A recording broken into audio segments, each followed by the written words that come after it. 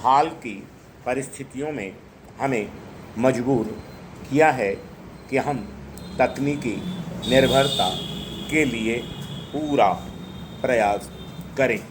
हमें यह खोज करनी है कि कैसे हम बाहर से माल मंगवाने, पैसा देकर इंजीनियरिंग सेवाएं और तकनीकी ज्ञान प्राप्त करने के बजाय उन्हें अपने घर से ही पूरा कर सकें।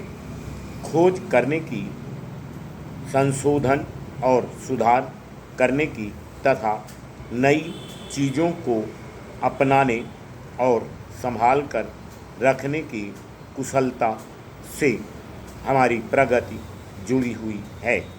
हमारा सौभाग्य है कि हमारे पास कुशल वैज्ञानिकों, इंजीनियरों और मशीनी काम करने वालों का खजाना है। दुख से कहना पड़ता है कि हम अपने साधनों का पूरा और सही उपयोग नहीं कर पाए हैं। इसमें हमारी बहुत हानि है। हमारे वैज्ञानिकों और इंजीनियरों को जब भी अवसर दिया गया, उन्होंने अपनी योग्यता के प्रमाण प्रस्तुत किए। आर्थिक विकास के क्षेत्र में काम करने के इरादे और वास्तविक काम में चिंताजनक अंतर है।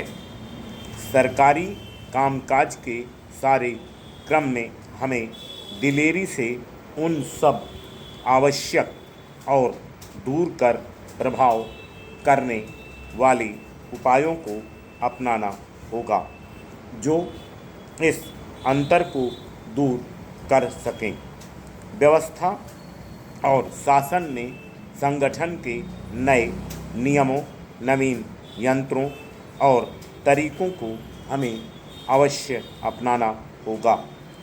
सरकारी मशीनरी से अधिक क्षमता, जल्दी से जल्दी काम पूरा करने की भावना और जनता की आवश्यकताओं के प्रति अधिक सहानुभूति पैदा करने के लिए हमारा यह प्रयत्न होगा।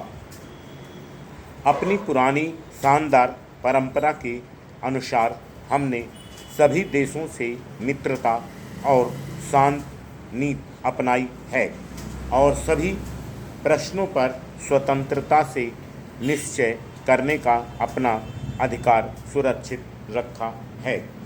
जिन सिद्धांतों पर हमारी विदेश नीति आधारित है, वह न केवल हमारे देश की सर्वोत्तम परंपरा के अनुरूप हैं, बल्कि वह हमारे देश की इज्जत, प्रतिष्ठा और हितों के भी अनुकूल हैं। आज भी इसमें कोई फर्क नहीं पड़ा है। मैं जब जब बिहार गई, मेरी भेंट अनेक देशों के सरकारी और गैर सरकारी नेताओं से हुई और मैंने देखा कि सब में हमारे प्रति मित्रता का भाव है और सब हमारी नीति को समझते हैं।